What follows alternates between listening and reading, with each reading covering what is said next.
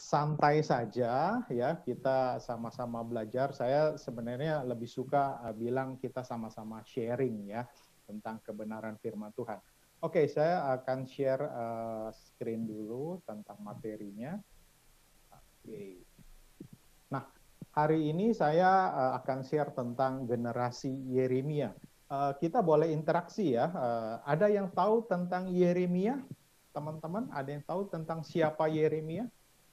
Seorang nabi, Pak. Seorang nabi. Terus yang lain, ada lagi bisa ditambahkan? Ayo, ada yang sudah baca kitab Yeremia? Sudah. Siapa Yeremia? Ya, secara garis besar memang seorang nabi. Tapi kalau kita lihat sebenarnya Yeremia adalah seorang anak muda, ya. Jadi seusia kalianlah ya Yeremia ini.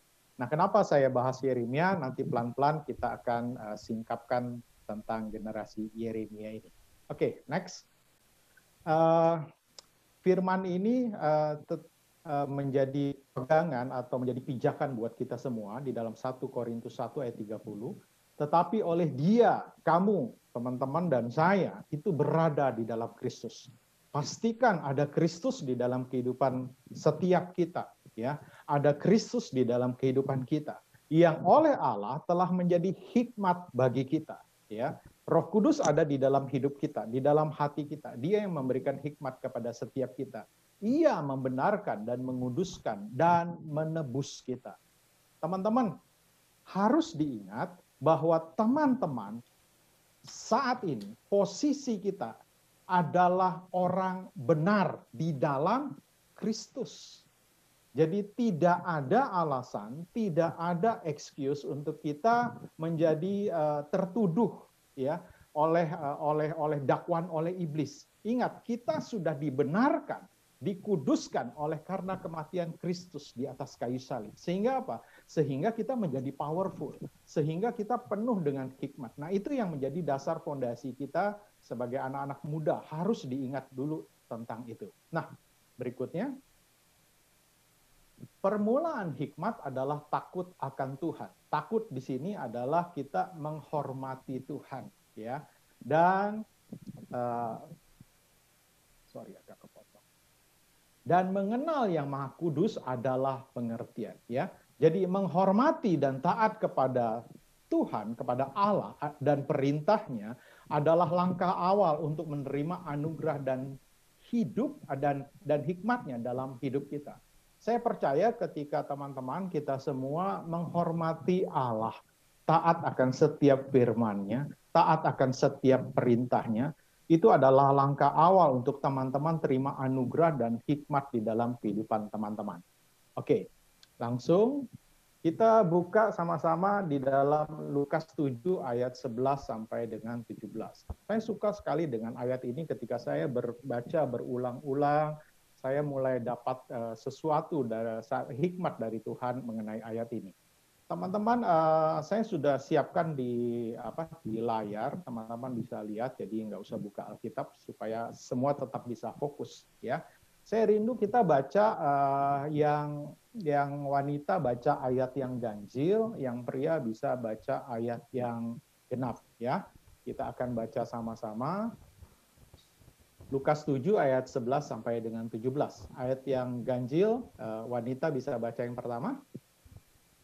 Kemudian Yesus pergi ke suatu kota yang bernama Nain. Murid-muridnya pergi bersama-sama dengan dia, dan juga orang banyak menyertainya berbondong-bondong. Yang pria ayat 12. Setelah ia dekat pintu gerbang kota, ada orang mati diusung keluar, anak laki-laki, anak tunggal ibunya yang sudah janda. Dan banyak orang dari kota itu menyertai janda itu. Ayat 13, wanita.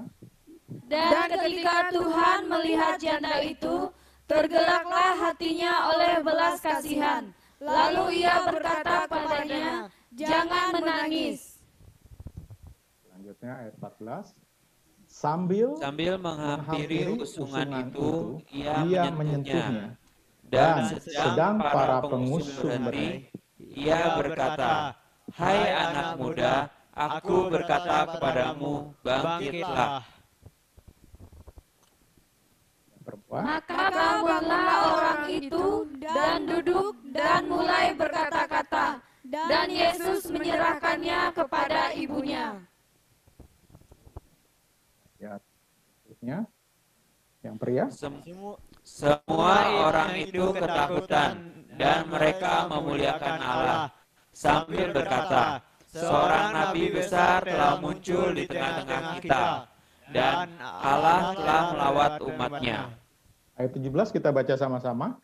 Maka Tersiarlah kabar tentang Yesus di seluruh Yudea dan di seluruh daerah sekitarnya. Amin. amin.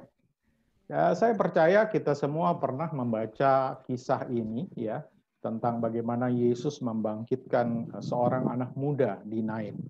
Teman-teman, kalau kita perhatikan di ayat yang ke-13 ya, Yesus mengalami perjumpaan itu secara tidak sengaja ya, ketika Yesus hendak pergi melewati gerbang kota Nain ya.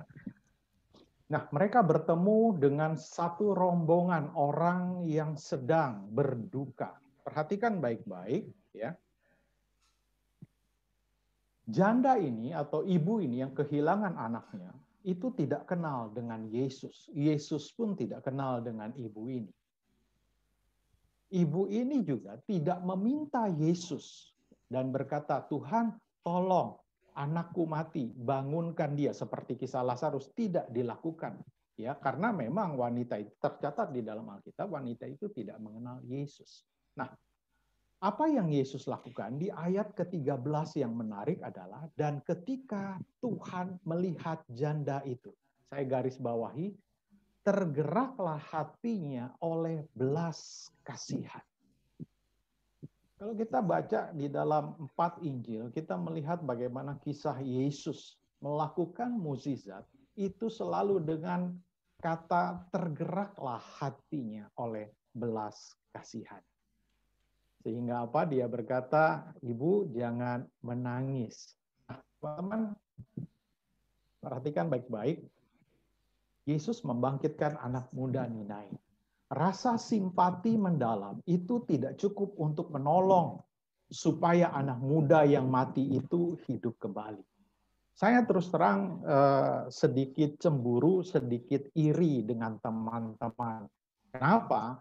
Karena waktu saya seusia kalian di masa muda, saya masih bergumul dengan dosa.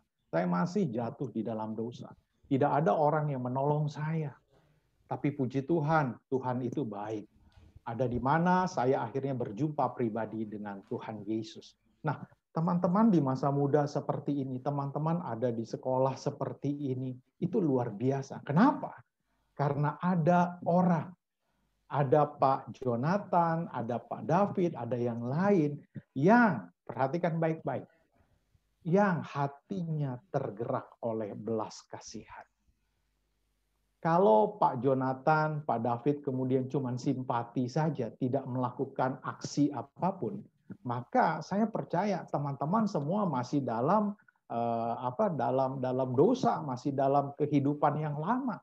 Tetapi karena hatinya Tuhan Yesus itu sudah diberikan kepada Pak Jonathan, kepada Pak David, kepada teman-teman yang lain, maka lahirlah Bishop.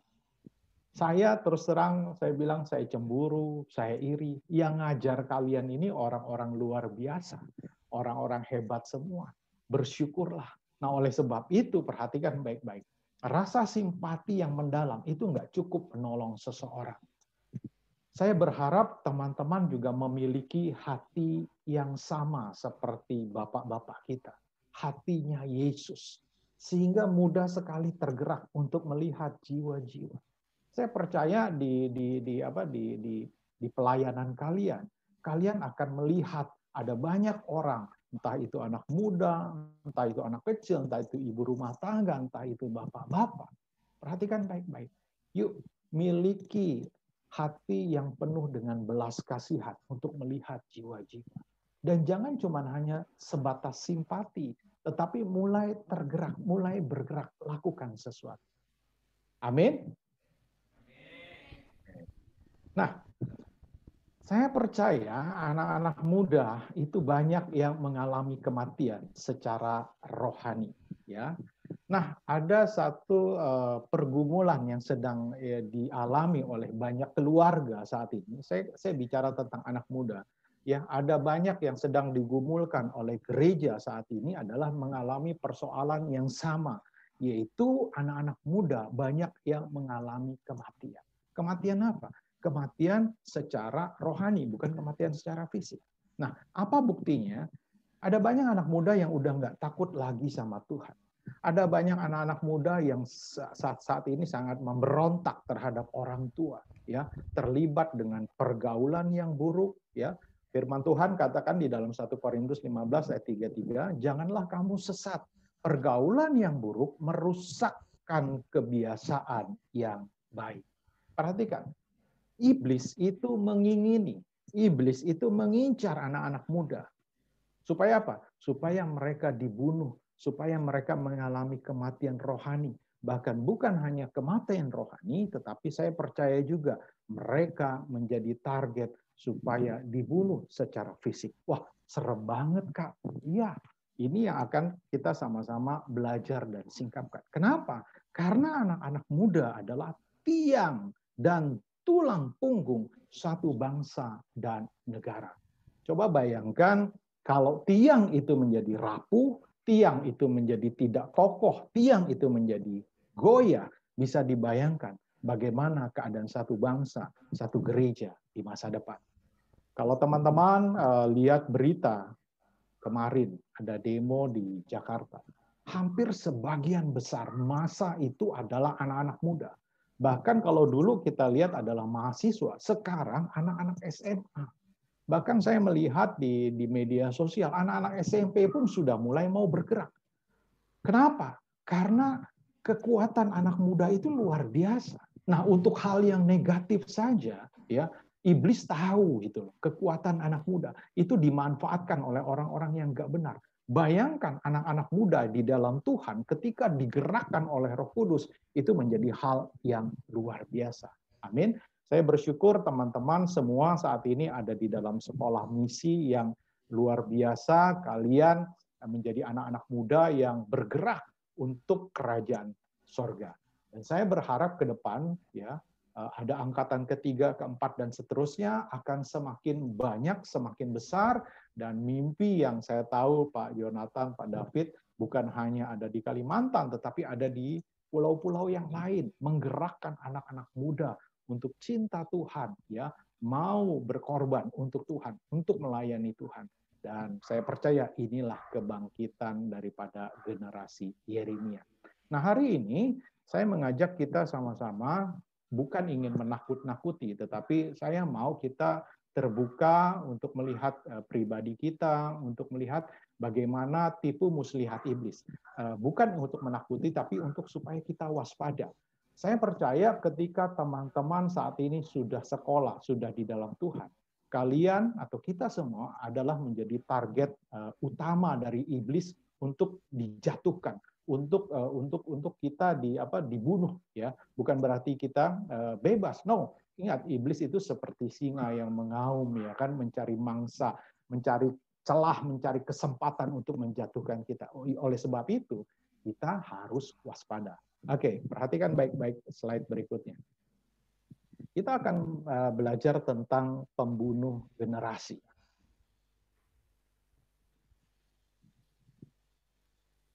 Ada 3 roh pembunuh generasi dari zaman dulu sampai zaman sekarang itu masih terjadi atau masih berlaku, ya.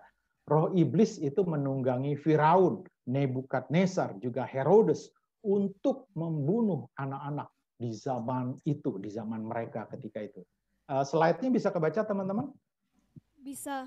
Oh, puji Tuhan, ya. Yang pertama adalah Firaun, ya, di zaman Musa, pemimpin ketika itu Firaun. Kita pernah baca, kita tahu semua bagaimana ketika itu di dalam Keluaran 1 ayat 22, ya, Firaun memerintahkan, lemparkanlah segala anak laki-laki yang lahir bagi orang Ibrani ke dalam sungai Nil, tetapi segala anak perempuan biarlah hidup. Ya, kita tahu kisah itu semua. Dan kita tahu bahwa ketika itu Musa ya diselamatkan oleh Tuhan. Begitu juga ketika di zaman Daniel, saat itu Raja Nebukadnezar membantai semua orang muda, kecuali orang yang beranak-anak muda yang berkualitas dibawanya untuk menjadi tawanan di Babel. Ya, ada Daniel, Sadrak, Mesak, Abednego. Ya, kemudian Herodes ketika di zaman Yesus. Ya, Herodes memerintahkan untuk membunuh semua anak-anak, khususnya laki-laki di Bethlehem dan sekitarnya. Itu anak-anak yang berumur 2 tahun ke bawah. Ya, kalau nanti teman-teman baca di dalam Matius 2 ayat 16 sampai 18. Nah, roh iblis itu menunggangi Firaun, Nebukadnezar, juga Herodes untuk membunuh anak-anak di zaman itu. Apakah berhenti sampai zaman itu? Ternyata tidak. Manifestasi daripada roh pembunuh generasi itu masih terjadi sampai saat ini. Apa sih yang dibunuh oleh iblis melalui roh pembunuh generasi? Kita belajar sama-sama. Yang pertama adalah roh Firaun, ya, roh Firaun spirit. Yang pertama adalah berhala. Jadi Firaun memerintahkan untuk membuang anak-anak, ya, membunuh dengan cara membuang di Sungai Nil. Jadi dengan kata lain, Sungai Nil adalah sungai yang dianggap ada dewa gitu ya, dianggap berhala lah ya kalau kita bilang ya. Dan itu menjadi tempat pemujaan ketika zaman Firaun gitu ya kan. Nah, perhatikan ya. Jadi mereka melakukan pemujaan terhadap yang namanya dewa buaya ya. Nah, iblis sedang melemparkan anak-anak muda ke dalam sungai dosa sebagai korban untuk berhala. Apa sih berhala zaman sekarang? Saya mau tanya, ada berapa banyak? Nggak usah takut ya, nggak usah malu. Saya mau tanya, jujur, ada berapa banyak teman-teman yang pegang gadget saat ini? Handphone. Bisa angkat tangan? Oke, semua kita pegang gadget. Saya nggak anti gadget, saya nggak anti teknologi, ya. Tetapi iblis sedang menjauhkan anak-anak muda dari Tuhan dengan smartphone dan semua aplikasi yang ada di dalam smartphone teman-teman. Ya, kenapa? Ada banyak sekarang anak-anak muda tidak ada sosialisasi, interaksi, semua serba aplikasi.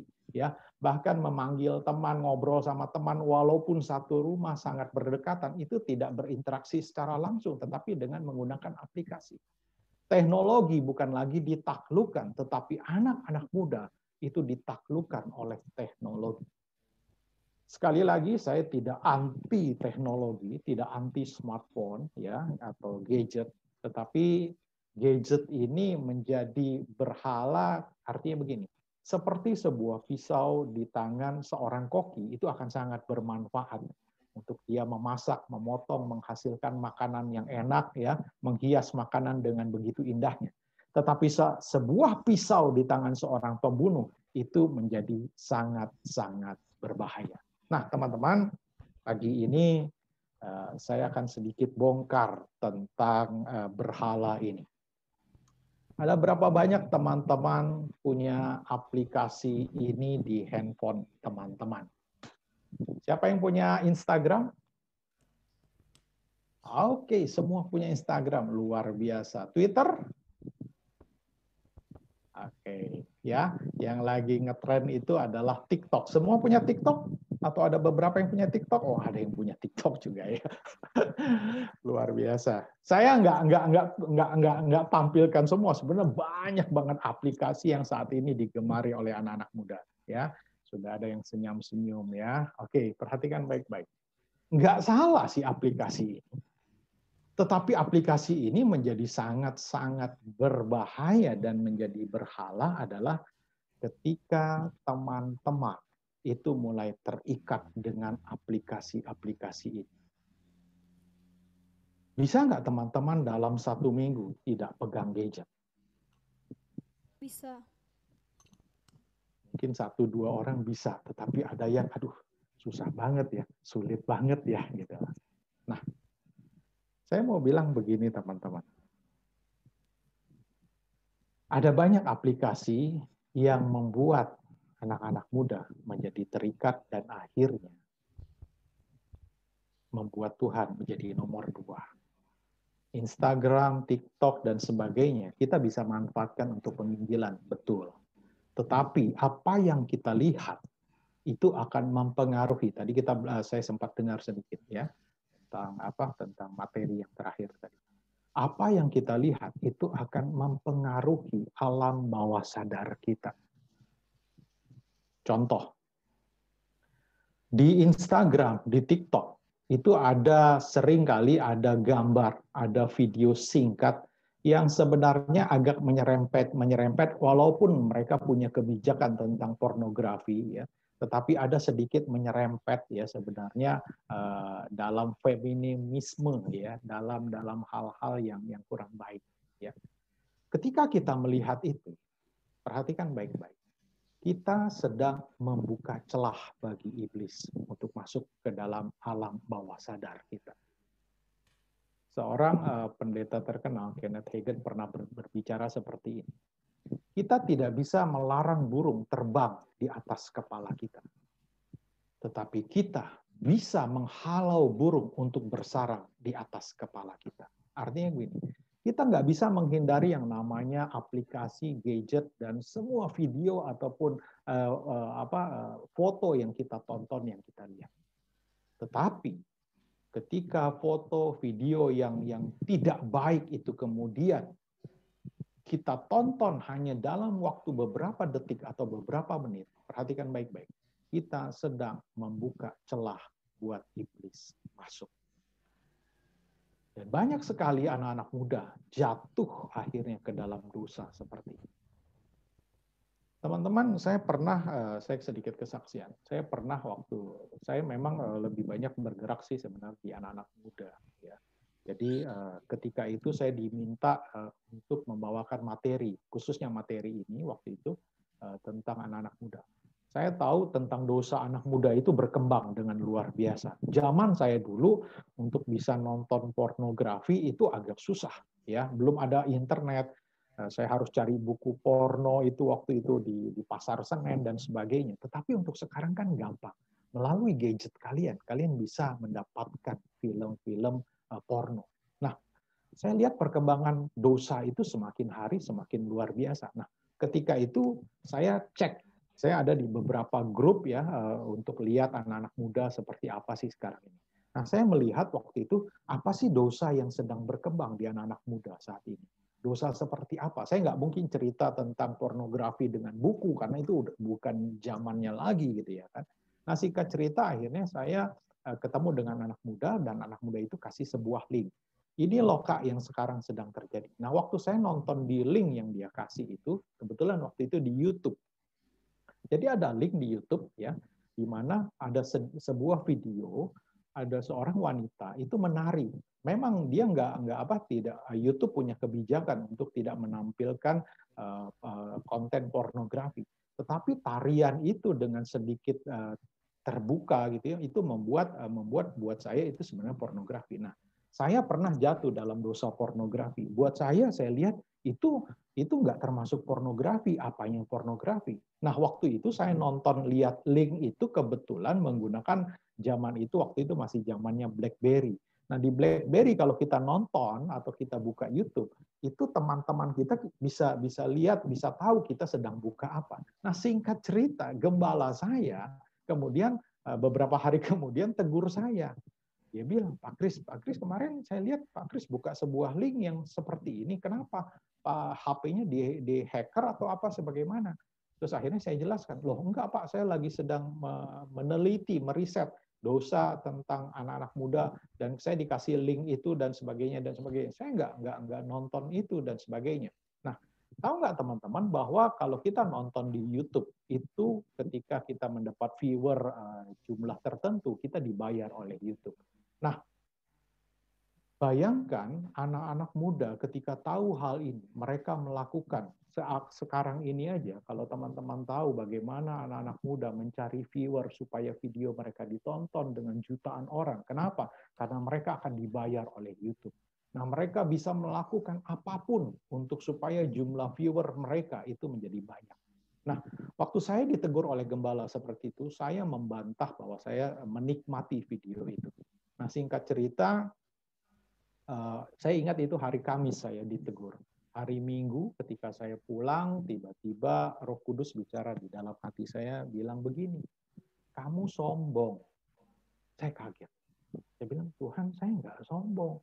Saya memang lihat video itu, tetapi saya tidak menikmati video itu. Tetapi tahukah engkau, kata Roh Kudus, engkau itu seperti ada di dalam sebuah balon. Jadi saya dikasih sebuah ilustrasi gambaran bahwa saya ada di sebuah balon. Engkau itu di cover, dilindungi oleh doa, termasuk doa oleh gembalamu.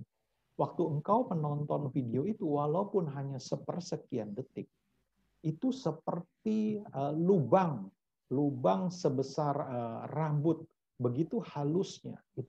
Itu melubangi balon itu, melubangi tudung itu, melubangi proteksi itu. Sehingga apa? Sehingga engkau tidak merasakan, engkau merasakan aman. Tetapi lama-lama balon itu akan kempes. Engkau sedang buka celah buat iblis. Waktu saya ditegur seperti itu, saya nangis, teman-teman. Saya bilang, Tuhan ampuni saya sombong.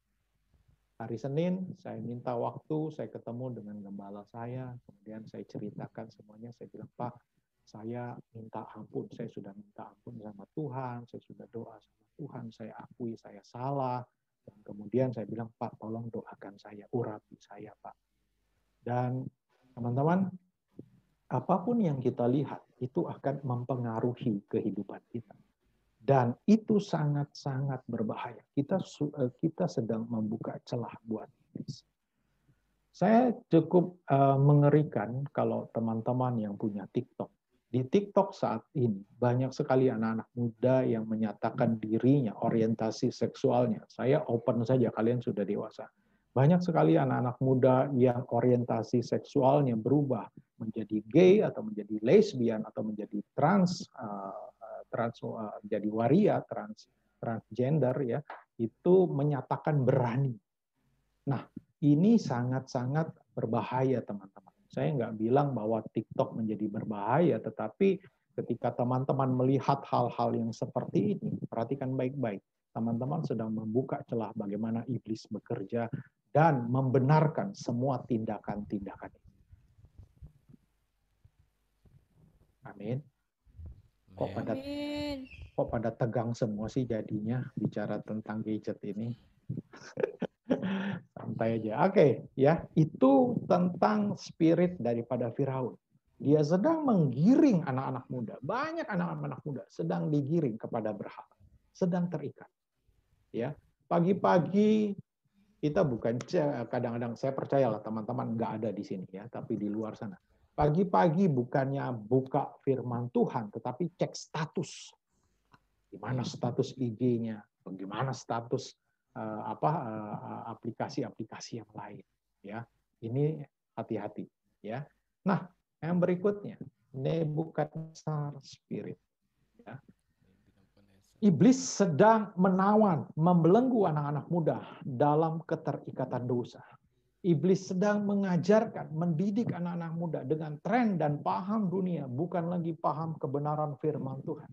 Anak-anak muda sedang digiring, sedang dibelenggu dalam dosa, ya, pacaran, pemberontakan, penyimpangan seksual yang tadi saya bilang, dengan game, dengan film, dengan musik-musik serta figur artis terkenal.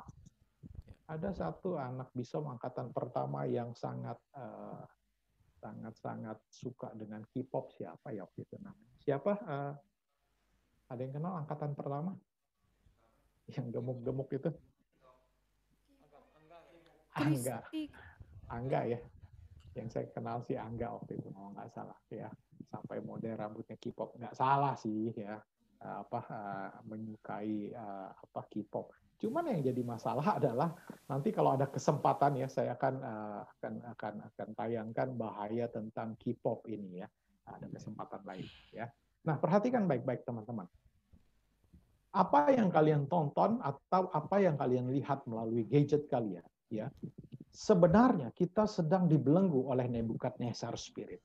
Teman-teman yang punya potensi, teman-teman yang pintar, teman-teman yang ada di dalam sekolah, yang ada di dalam pelayanan, tanpa disadari, ya sedang digiring, ya oleh iblis, ya untuk melihat apa yang menjadi tren dunia, apa yang menjadi paham dunia saat ini. Sehingga kita mulai meragukan kebenaran akan firman Tuhan. Kita sedang digiring, kita sedang dibelenggu dalam dosa. Banyak anak-anak muda kemudian bilang begini, pacaran nggak apa-apa dong, ya nggak apa-apa pacaran. Tetapi ketika Anda melihat pacaran dengan tren atau dengan parameter atau berkaca dengan apa yang dunia lakukan, maka secara tidak sadar kita sedang digiring untuk bukan menjadi serupa dengan Kristus, tetapi menjadi serupa dengan dunia. Pacaran, pegangan tangan, ciuman, itu biasa, Kak. Ya kan, kenapa? Saya lihat, saya nonton juga itu biasa, hal yang wajar. Benar nggak itu hal yang wajar menurut firman Tuhan? No, itu bukan hal yang wajar menurut standar firman Tuhan. Pemberontakan, bagaimana sekarang anak-anak memberontak terhadap orang tua. Saya punya tetangga di depan rumah saya, itu sangat mengerikan. Setiap hari anaknya, anak satu-satunya laki-laki, itu berantem sama mama papa. Dan maaf, mamahnya sampai dikata-katain dengan bahasa-bahasa binatang.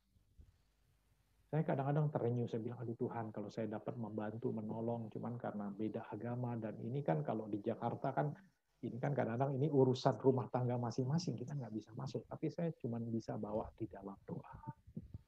Termasuk anak saya. Kenapa? Saya melihat begini. Pelajaran atau metode belajar zaman dulu dengan zaman sekarang itu berbeda sekali. Anak zaman dulu itu diajar untuk tunduk taat sama orang tua, sama guru. Tetapi anak sekarang itu diajar untuk berani menyampaikan pendapat.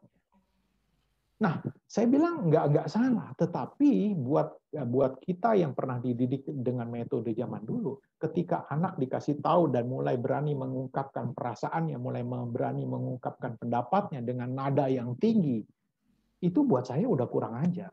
Dan saya ajarin anak saya nggak seperti itu menyampaikan pendapat.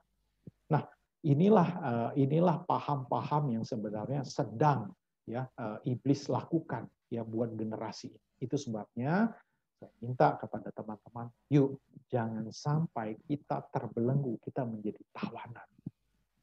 Ya, perhatikan, saya nggak tahu ada berapa banyak teman-teman yang suka main game di gadget? Ada? Ada, Pak. Ada ya, jujur. Ya, perhatikan. Saya berharap yang main salah satu game seperti ini ya. Kalau ada, ya cepat-cepat bertobat. Sekali lagi saya nggak anti game ini. Tetapi di dalam game ini perhatikan. Berapa waktu kita yang tersita untuk bermain game seperti ini? Berapa banyak kata-kata kotor yang keluar dari mulut kita ketika kita sedang main game seperti ini? Ini yang sangat-sangat berbahaya. Ini yang sangat-sangat membelenggu banyak anak-anak muda. Saya percaya ketika teman-teman terus ada di dalam Tuhan, ya, itu akan membuat teman-teman begini. Kita sekali lagi kita tidak bisa menghindari hal-hal yang seperti itu. Tetapi ketika kita semakin intim dengan Tuhan, itu Roh Kudus yang akan terus membuat kita menjadi kudus. Dan saya percaya pelan-pelan kita makin lama makin tidak menyukai hal-hal seperti itu. Kenapa? Karena ayat pertama yang tadi saya kasih, ya. Kita harus tahu bahwa Yesus itu ada di dalam kita. Kita ditebus, kita dibenarkan di hadapan Allah. Itu karena kematian Kristus. Kalau teman-teman memahami itu semua, esensi dari nilai kekristenan, waduh, kita nggak bisa sembarangan lagi atas tubuh kita. Karena tubuh kita, pikiran kita, roh kita, itu harusnya dikendalikan dan hanya untuk kemuliaan nama Tuhan. Kita nggak mungkin serahkan hidup kita, tubuh kita, pikiran kita kepada hal-hal yang seperti itu. Tetapi iblis tahu gejolak anak-anak muda yang sering pengen tahu banyak dan akhirnya terjebak dalam hal-hal seperti itu. Saya berdoa pelan-pelan teman-teman harus melepaskan ya, kalau ada yang install game-game seperti ini harus bukan perlahan-lahan ya, tetapi minta sama Tuhan untuk teman-teman stop, tidak terikat dengan hal-hal yang seperti ini. Amin. Amin. Wah, mantap nih aminnya kayaknya.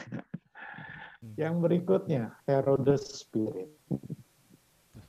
Ini roh atau iblis sedang membunuh masa depan anak-anak muda dalam dosa. Bahkan bukan hanya membunuh secara rohani, tetapi membunuh secara fisik. Perhatikan baik-baik.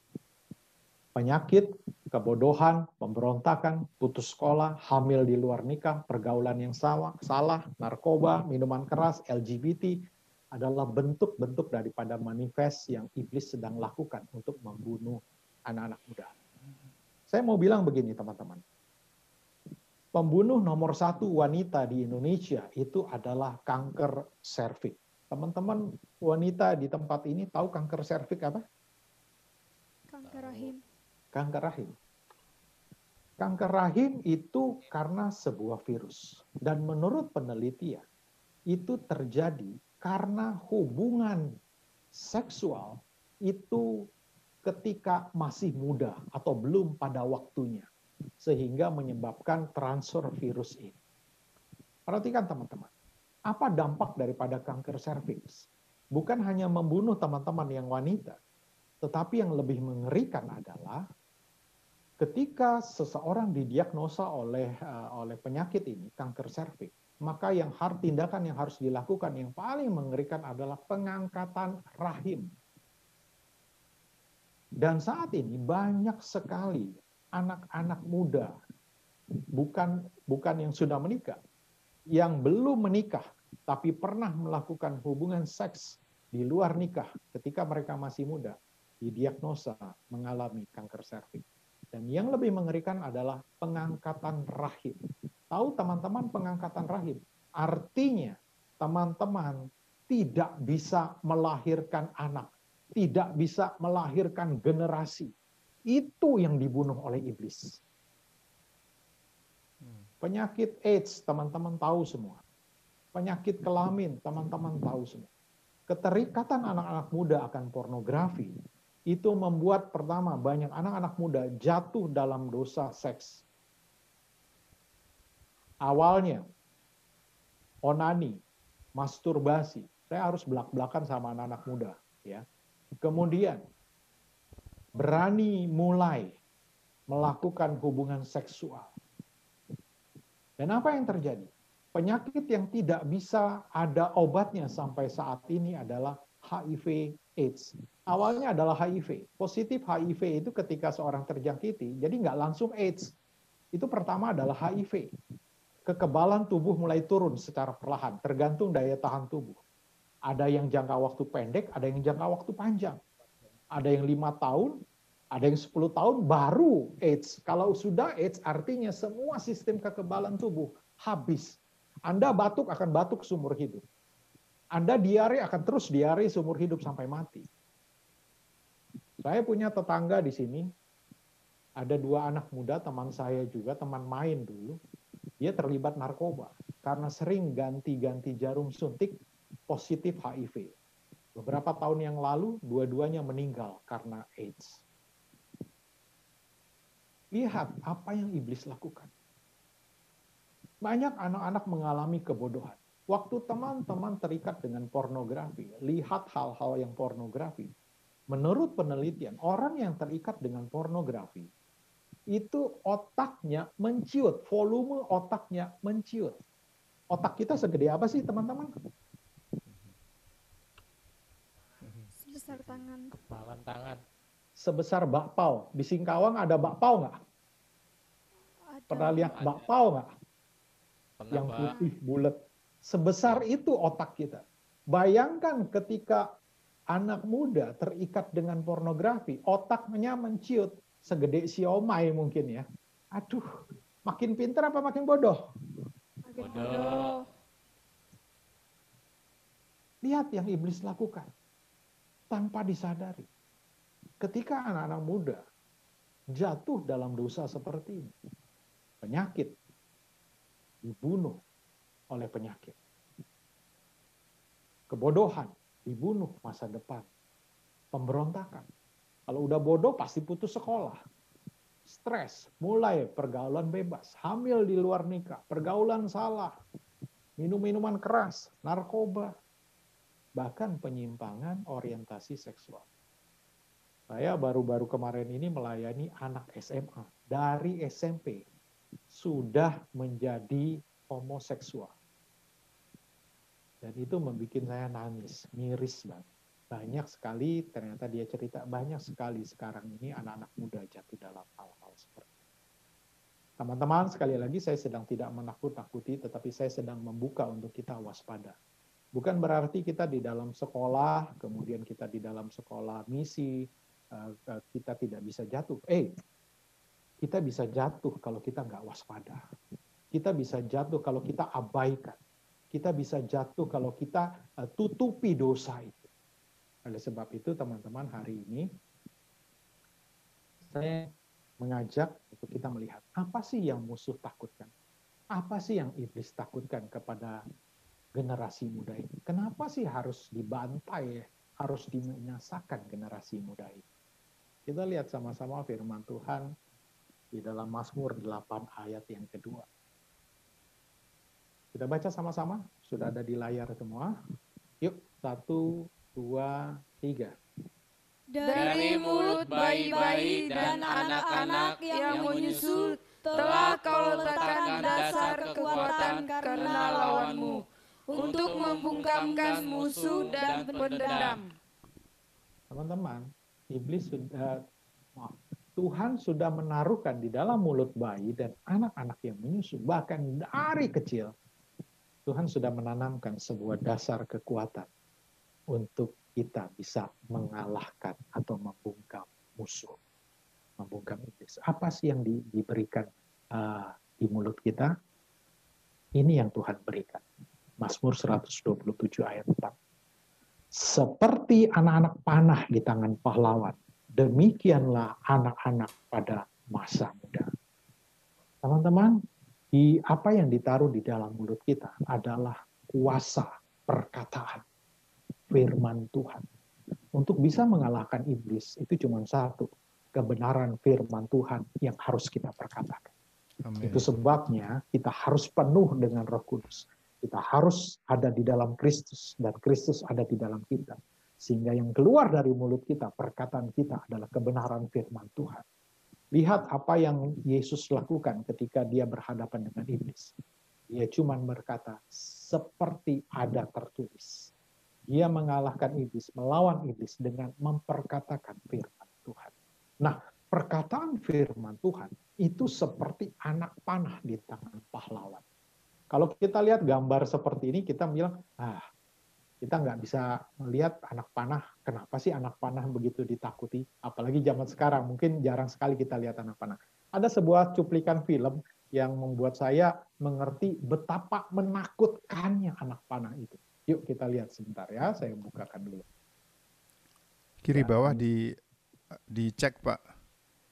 Di sebelah kiri bawah itu ada yang harus dicek tuh supaya suaranya keluar. Betul. Oke, sebentar ya. Saya akan share tentang film tentang apa.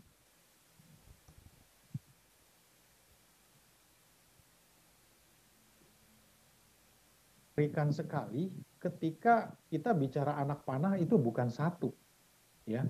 Ribuan anak panah ketika dilontarkan itu sangat-sangat mengerikan buat musuh. Langit menjadi gelap dan bunyinya itu yang bikin mengerikan sekali. Nah ini yang ditakuti oleh iblis. Bayangkan kita nggak bicara satu anak panah, kita bicara ribuan anak panah. Ketika teman-teman berdoa, ketika teman-teman bergerak, ketika teman-teman melakukan penginjilan, ya di pelosok-pelosok, di daerah-daerah, ya bayangkan apa yang sedang teman-teman lakukan. Teman-teman sedang melepaskan anak panah. Itu yang sangat membuat iblis menjadi gentar. Itu yang membuat iblis menjadi takut. Nah itulah sebabnya iblis berusaha menghancurkan banyak anak muda. Kenapa? Untuk menghancurkan menghancurkan satu bangsa itu gampang. Pepatah bilang mudah, racuni saja generasi mudanya. Nah, saya bersyukur sekali Teman-teman ada di tempat yang tepat. Teman-teman belajar dengan guru-guru yang luar biasa. Teman-teman sedang dididik, teman-teman sedang dipersiapkan untuk menjadi anak panah yang tajam. Teman-teman seperti anak-anak panah di tangan pahlawan, ya, yang luar biasa. Dari sejak muda, teman-teman sudah mulai bergerak untuk memberitakan firman Tuhan. Ini menjadi hal yang luar biasa sekali. Nah, oleh sebab itu, teman-teman, hari ini saya mengajak kita semua untuk melihat dan mari. Saya percaya kita bangkit. Tapi saya rindu untuk kita juga pertama, lihat pribadi kita. Hari ini kita mau jujur terhadap diri kita.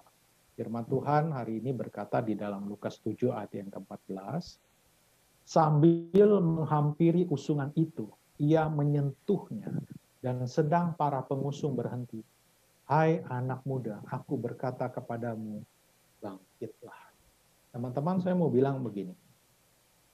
Nggak lazim untuk ketika di zaman Tuhan Yesus ada satu peraturan di dalam hukum Taurat bahwa tidak boleh menyentuh mayat.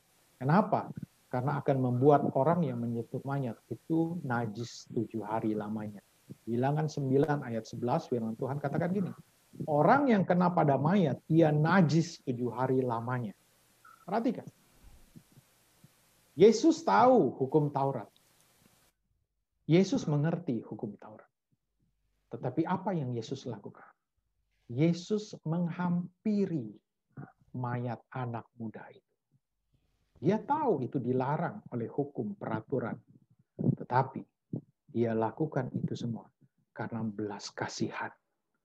Dia hampiri tandu mayat itu. Dia jamah mayat anak muda itu. Dan dia berkata, hai anak muda, aku berkata kepadamu, bangkitlah. Saya mau bilang begini teman-teman. Tuhan sayang sama kalian. Saya nggak tahu pribadi lepas pribadi. Mungkin ada dosa yang masih tersembunyi. Mungkin ada hal-hal buruk yang masih teman-teman tutupi. Yang masih teman-teman simpan. Yang masih teman-teman anggap itu biasa. Jangan anggap dosa itu seperti yang kesaksian saya.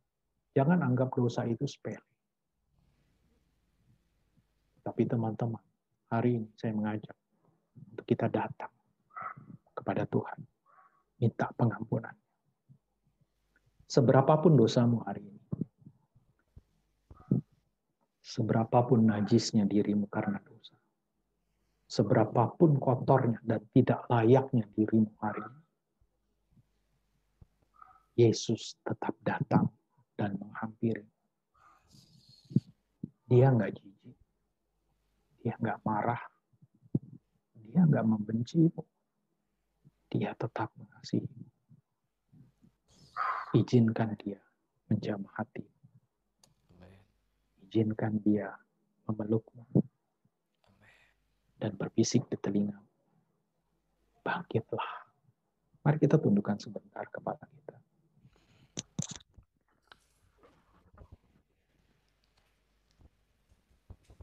Yuk pribadi lepas pribadi saat ini. Masuk di dalam doa. Akui semuanya. Mungkin selama ini engkau tutupi. Selama ini engkau anggap biasa. Selama ini engkau anggap aku bisa atasi ini semua. Tapi hari ini Tuhan bilang, akui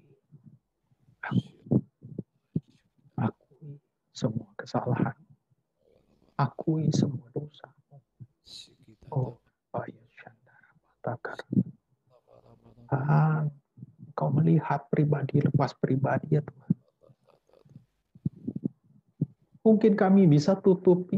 Mungkin kami bisa sembunyikan, orang nggak pernah tahu Tuhan.